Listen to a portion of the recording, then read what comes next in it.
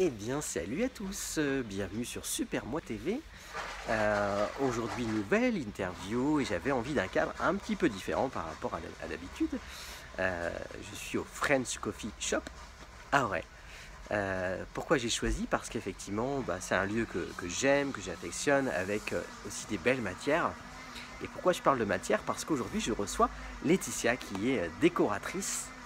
Et du coup, voilà, j'avais envie d'être dans un cadre un petit peu différent et l'accueillir et l'honorer par rapport à ça. Voilà, donc hâte de vous présenter Laetitia. À tout de suite. Salut Laetitia. Salut! C'est chouette de se retrouver dans un endroit comme ça, hein. Oui, très bel endroit, ouais, très belle ambiance. On est au French Coffee à Auray. Et donc du coup, j'avais envie en tout cas de te proposer un endroit voilà, autour de ce que tu aimes. En tout cas, j'avais ce ressenti-là. Parce qu'aujourd'hui, on va parler à la fois de ton métier, qui est la déco, globalement. Tout à fait. Moi, j'ai une première question pour toi. C'était quoi la marmite pour toi? Comment t'es tombée dedans? Alors, comment je suis tombée dedans? Alors, à la base, c'est pas du tout, c'est pas du tout ma formation. Je suis comptable de base, mais j'ai toujours travaillé dans les métiers liés à l'habitation, D'accord. à la rénovation, à la construction. Et en fait, il y a 8 ans que je suis tombée dedans, même si je dessine depuis toujours et que j'adore ça. Mais il y a 8 ans, vraiment, je suis tombée dans la déco. Voilà. Donc, suite à une reconversion. D'accord. Voilà, donc, Et alors, il y avait... est-ce qu'il y avait quelque chose autour de ça quand tu étais enfant ou pas particulièrement? alors, pas particulièrement, mais comme je disais, je dessinais beaucoup. Donc, les couleurs, j'étais aussi très sensible à tout ce qui était harmonie colorée, notamment tout ce qui était nature. Je suis Ouais. très attirée par les couleurs naturelles, l'automne, des choses. Enfin, vraiment, je m'inspire beaucoup et ça me ressource énormément. Ouais. Donc ça me parlait. Par contre, c'est vrai que dans mes tout premiers métiers, pendant mes études, j'ai fait un BTS en alternance. J'ai toujours travaillé dans des métiers liés à l'habitation et aux matériaux. Donc ça me parlait énormément. Ouais, tout à fait. Ouais. Est-ce que pour toi, il y a eu une espèce d'élément déclencheur qui a fait où tu t'es Ouais. dit, ah, il y a un truc qui me parle là. Ouais. En fait, quand je suis arrivée en Bretagne il y a 10 ans maintenant, Ouais. donc j'ai trouvé un poste d'assistante commerciale, mais dans tout ce qui était menuiserie intérieure, fenêtres, D'accord. véranda. Ouais. Et j'aimais beaucoup et je suis vite montée en fait en grade, mais plutôt tout ce qui était relations clientèle aussi, tout ce qui était plan d'aménagement. Vraiment, je l'ai conseillé sur les matériaux et ça me parlait. Ouais. Et malheureusement, la société a fermé. Donc D'accord. je me suis retrouvée en fait vraiment un peu paniquée parce que j'arrivais sur la région et je connaissais personne. Ouais, je comprends. Et je me suis dit, c'est le moment de faire ce qui te plaît. Et ce qui me plaît, ayant toujours travaillé dans le milieu de l'habitation, en fait, c'était vraiment voilà, ce côté améliorer, conseiller, apporter aux personnes en fait vraiment ce qu'ils attendaient en termes d'aménagement, de décoration. Et c'est là en fait que j'ai fait une formation. Donc, suite à une reconversion, je me suis inscrite dans une école d'architecture intérieure. J'ai passé mon diplôme de décoratrice et je me suis lancée. Donc voilà. Du coup, c'est intéressant que tu parles de cet aspect formation. Est-ce qu'il y a un parcours classique, une formation, un truc est-ce que tout le monde prend le même chemin Non, du tout. pour être décorateur ou décoratrice? Non, du tout. En fait, il y a différents types de formations, donc les écoles d'architecture notamment. Il y a des écoles spécialisées en fait, sur tout ce qui est métier d'art aussi. Ouais. Et effectivement, il y a des personnes qui s'installent en tant que décorateurs, mais qui n'ont pas forcément de diplôme, mais qui ont aussi l'expérience par contre. D'accord. Donc voilà, après effectivement, tout dépend des parcours. Moi je sais que j'ai opté vraiment pour une formation diplômante pour pouvoir aussi avoir une certaine crédibilité par rapport à ma clientèle. Je trouvais que c'était important. Et le fait d'avoir fait une école d'architecture vraiment m'a apporté tout ce côté intérêt je reviens sur les matériaux, puisque je suis aussi spécialisée dans la rénovation clé en main avec mon mari qui est artisan. Donc c'est important pour moi d'avoir ce côté aussi très technique en fait, pour au-delà de l'aspect de décoration, il y a aussi un aspect lié à l'habitat à proprement dire. Ouais. Alors moi j'avais une question aussi qui est, là on parle de technique, oui, et à la fois j'ai envie d'aller un petit peu plus loin pour à la fois mieux connaître ton métier et surtout aussi comment tu le... c'est un petit peu, tu vois, un peu ta patte, ton style. Comment ça se vit pour toi? Comment toi tu le vis et qu'est-ce que tu transmets? Alors, ma pâte, je dirais pas que j'ai une pâte forcément. En fait, quand on arrive chez les personnes, moi je dis toujours, c'est vraiment, il y a un gros travail d'empathie. On rentre dans l'intimité, en fait, vraiment, pour moi c'est important de ne pas forcément imposer mon style. Je dis toujours, avant d'une maison, en fait, il y a des personnes. Je ne vais pas Ouais. vivre dedans. En fait, j'aime bien comprendre comment les personnes vivent, est-ce qu'ils reçoivent, est-ce qu'ils ont des enfants. Il y a toujours ce côté découvert de la personnalité. Hmm. Et en fait, voilà, c'est important que les personnes se sentent bien chez eux. Ouais. Et d'ailleurs, je marque, enfin, c'est une petite phrase, donc pour un intérieur qui vous ressemble, parce que c'est hyper important pour moi de ne pas imposer un style, mais en tout cas de révéler leur style, en fait. Hmm. C'est plus ça. Ouais. Presque toi, alors c'est un peu réducteur ce que je veux dire peut-être, hein, c'est tu n'aurais pas un style, mais tu as presque, tu vas aller chercher le style chez le client. C'est ça, je vais chercher le style, mais en même temps, je vais aussi leur proposer des choses auxquelles ils n'auraient pas pensé, bien sûr, puisqu'ils n'ont pas non plus toutes les connaissances des matériaux, des choses qui se font. Et en même temps, il y a des personnes qui vont me dire non, mais moi, j'aime pas les couleurs, j'aime pas, je veux pas quelque chose de flashy. Mais proposer et dire oui, mais peut-être, voyez, vous avez mis telle chose. Je suis sûre qu'au fond de vous, vous avez peut-être un petit truc de folie, des choses comme ça, ou en tout cas une petite envie de peps à un moment. Et on va proposer des choses, révéler certaines choses. Et au final, faire ressortir des choses qui sont ancrées en fait et profondément cachées peut-être. Ouais. Vraiment dans cet apport de couleurs ou de matériaux plus innovants, en tout cas, auxquels ils n'auraient pas pensé. T'aimes bien surprendre dans ton métier, toi? Oui, forcément, c'est un petit peu aussi la base de notre métier. On aime bien proposer des choses nouvelles, forcément. Nous, je me forme régulièrement, je vais régulièrement sur les salons. En tant que décorateur, on est vraiment obligé d'être au fait de tout ce qui se fait, de tout ce qui sort, et de pouvoir proposer. Et quand les clients disent j'aurais jamais pensé à ça, mais en même temps, c'est tellement ça. Mais c'est génial, quoi. C'est vraiment comme ça que je m'éclate aussi. Ouais. Parce que, en fait, c'est vrai que c'est... quand je te parle de surprise, à la fois surprendre les clients et à la fois aussi les respecter parce que tout le monde n'a pas finalement cette envie d'avoir quelque chose de flashy, de coloré, etc. Ouais, et donc, il doit y avoir vraiment un juste milieu entre je t'écoute, mais je t'écoute pas trop, quoi. En fait, il y a vraiment un curseur à savoir bien placé. Il faut garder vraiment à l'idée, voilà, c'est quelles sont leurs envies profondes, bien sûr, mais en même temps, on se laisse toujours une marge de manœuvre qui permet. Mais on le voit en fait. Après, comment expliquer, c'est difficile parce que, comme je disais, c'est vraiment un travail de ressenti, d'empathie. Il faut vraiment être à l'écoute de son client, bien sûr, mais en même temps être force de proposition. Donc, voilà, c'est assez comment dire, paradoxal, mais vraiment, c'est vraiment ce qui fait, en tout cas, la force de mon métier, on va dire. Tu as un métier qui est, parce qu'on imagine que le décorateur fait tout, mais tu es aussi, j'imagine, peut-être, là c'est vraiment une question que je te pose, une espèce de chef d'orchestre par rapport à ce que tu mets en place, avec des métiers transverses, avec... Tout à fait. Donc, comme je disais, moi, je travaille avec mon mari qui est artisan, donc, déjà, mais j'ai aussi tout un réseau d'artisans qui permet de répondre à toutes les demandes de mes clients, c'est-à-dire que je vais travailler avec des menuisiers, des chemistes, des électriciens. Donc, pour moi, en tout cas, l'idée, c'est vraiment de pouvoir apporter un service au client qui n'est pas à courir, à chercher. En fait, quand je parle de clé en main, voilà, il y a un seul interlocuteur. Pour lui, c'est rassurant. Il sait que si demain, il a une question, une interrogation, une crainte, en fait, il peut m'appeler et à tout moment, je peux répondre en fait, à cette crainte. Ou en tout cas, si je n'ai pas la réponse, tout de suite, j'appelle mon artisan compétent qui, lui, va pouvoir m'apporter en fait, les éléments de réponse.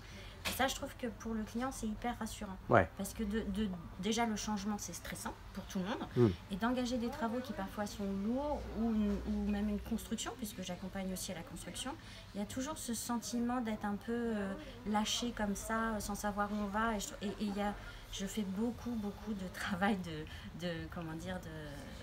pour rassurer les clients. De psychologie, en fait. Un petit peu. Hein. Exactement. C'est aussi une grosse partie de mon travail. Donc d'être à l'écoute, de savoir rassurer, poser des mots et dire ne vous inquiétez pas, on est là s'il y a quoi que ce soit. Et ça peut arriver qu'il y ait des moments, des couacs, des choses comme ça. Bien sûr. L'important, c'est derrière d'être réactif, de pouvoir poser les choses et dire ok, il y a eu ça, mais c'est réglé. Ne vous Ouais. inquiétez pas, il y a quoi que ce soit. Parce que, voilà, enfin, il faut vraiment être là en soutien aussi. Et encore une fois, être à l'écoute, je trouve que c'est hyper important. Ouais. Toi, tu interviens et à la fois sur la déco d'intérieur et sur l'extérieur, Alors, l'extérieur, tout ce ou qui est moins? un peu moins. Un Mais peu par moins. contre, je suis entourée d'une personne dont c'est le métier. Donc, D'accord. voilà, j'ai un petit Mais binôme. toi, ton kiff à toi, ton truc, c'est la déco d'intérieur. Ah ouais, la déco d'intérieur. Aussi bien pour Ok. les particuliers que pour les professionnels. Là, je travaille sur une boulangerie, une chocolaterie. Ok. Voilà, donc c'est vraiment, ouais, c'est des aspects différents, mais c'est vraiment ce qui me fait vibrer, quoi. Donc, ouais. Est-ce que, si je te pose la question quand tu étais gamine, est-ce que tu amusais déjà un peu à ça, jouer avec les matières, la déco? Est-ce qu'il y avait quelque chose en toi un petit peu ou pas? Alors, toujours le dessin, ça passait par le dessin, par les couleurs. Après, moi, j'étais très manuelle, en fait, à bricoler des petites maisons, voilà. Donc, pour les animaux, essayer de leur aménager des espaces, Ah ouais. des petites choses. Donc, oui, j'aimais bien ça. Donc, ça passait aussi par le confort, en fait. C'était hyper important. Je faisais toujours des petites cabanes pour tout le monde. donc, donc, voilà. Mais oui, oui, non, je pense que après nous, puis bon, dans mon enfance, on n'avait pas forcément les mêmes comment dire, moyens aussi. Donc Ouais. moi, mes copines avaient des super maisons et je trouvais ça hyper sympa, quoi. Je me disais, ah, ça fait rêver. Donc je pense que de pouvoir apporter des solutions aussi, parfois toutes simples en fait. On se fait une montagne de la déco, mais par des petites astuces, par des petites choses, on peut vraiment apporter du bien-être dans une habitation pour les personnes qui vivent en fait.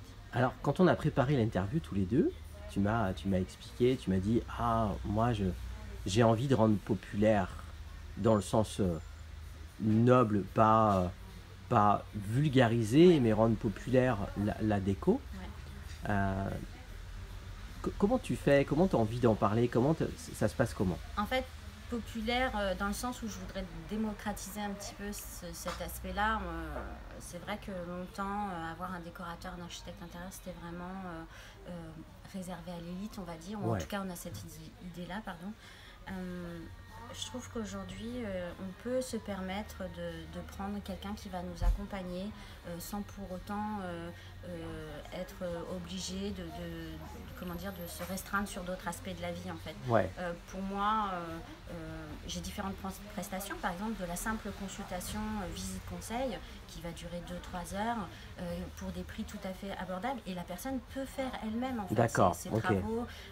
On guide mais on n'impose pas. Et je trouve D'accord. que ça c'est hyper important de dire voilà, vous avez une maison, vous avez un appartement, vous voulez en faire quelque chose, c'est possible, c'est possible.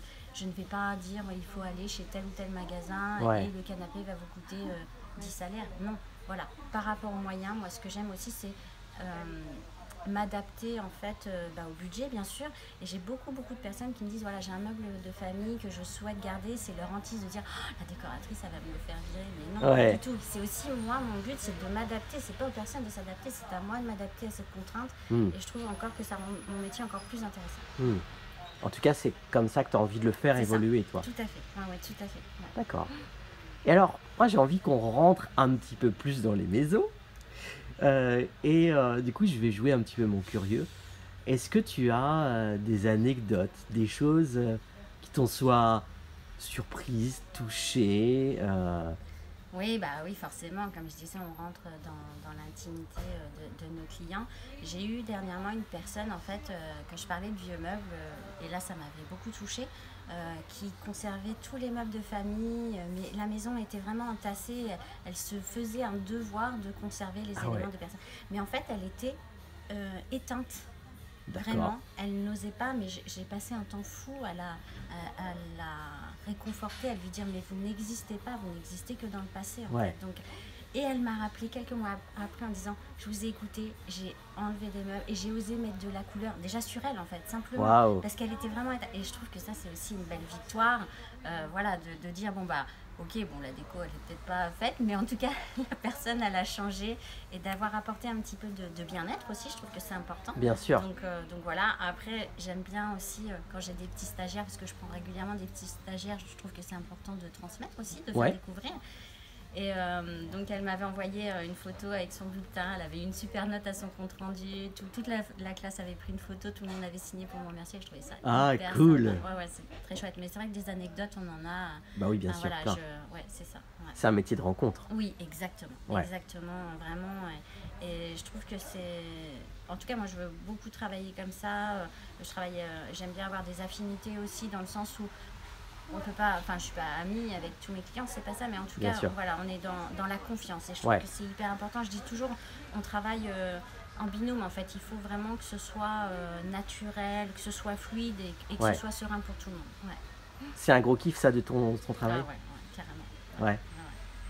J'aime bien. Comment tu t'imagines allez, on va rêver un petit peu, d'accord? On va un peu voyager. Dans 2 ans, 3 ans, comment tu t'imagines ce voyage dans ton métier? C'est vrai que moi je suis aussi une personne qui fait beaucoup de projections à 5 ans, donc ça me parle. Okay. Donc j'aime bien toujours me mettre des challenges et des nouveaux défis. Donc là je viens juste d'ouvrir un petit showroom donc sur Tex et l'idée en fait c'est que j'aimerais vraiment développer ce côté magasin, en tout cas bureau showroom, en avoir quelque chose d'un peu plus grand. J'aimerais embaucher quelqu'un qui pourrait aussi travailler avec moi. D'accord. Et aussi travailler avec mon mari, une autre personne travailler avec mon mari sur la partie travaux. Donc voilà, après c'est vrai que l'idée c'est vraiment d'évoluer, de pouvoir développer la partie déco qui a bien fonctionné sur ces 2 dernières années et j'en suis très contente. J'aimerais aussi pouvoir développer toute la partie professionnelle en fait. D'accord. Sur les restaurants, des choses comme ça. Je trouve que là ça se développe un petit peu, mais j'aimerais aussi pouvoir accentuer cette partie-là et donc j'y travaille. Est-ce que il y aurait un truc, genre un kiff, un rêve où tu dirais mais ça en fait, avant d'être de vraiment réaliser ce rêve en fait, qui serait, tu vois, là on parle d'objectifs, de vision, mais un truc où tu te dirais mais ça, ce rêve, et peut-être que ton métier déjà de décoratrice, c'est déjà un rêve que tu réalises, mais un rêve où tu te dis celui-là je veux vraiment pas passer à côté quoi. C'est compliqué, un rêve, mais ouais, je crois que vraiment de pouvoir être présent sur différents secteurs, notamment le côté professionnel, c'est déjà un objectif. Mais un rêve, je crois que ce serait plutôt de dire, voilà, on fait appel à moi. J'ai vu une émission comme ça m'a parlé en fait de dire, ok, une association qui va dire, on va faire des logements, par exemple pour les femmes battues, pour les enfants de détresse et tout, on cherche un décorateur. Mais il y a certaines émissions aux États-Unis, c'est pas forcément un rêve en soi ou une fin en soi, mais je trouve que ça serait tellement une consécration quelque part. Ouais, je trouve que ça serait hyper intéressant de pouvoir travailler dans ce sens-là. Après, moi, je fais partie d'une association de décorateurs aussi, l'UFDI, et on a plein de projets dans ce sens-là. On a plein de formations, d'éléments nouveaux qui nous sont apportés. Et je trouve que voilà, de transmettre ou d'apporter quelque chose sans avoir ce côté commercial, parce que c'est aussi mon travail, mais peut-être voilà, de dire une association fera appel à nous ou d'apporter une pierre à l'édifice, en fait, je trouve que ça serait aussi hyper intéressant. Ouais, d'apporter sa pierre pour changer le monde, quoi. Ouais, tout à fait. J'ai envie de te laisser le mot de la fin. Le mot de la fin, en tout cas, merci de m'avoir reçu. Merci à toi de m'avoir fait aussi découvrir ce bel endroit.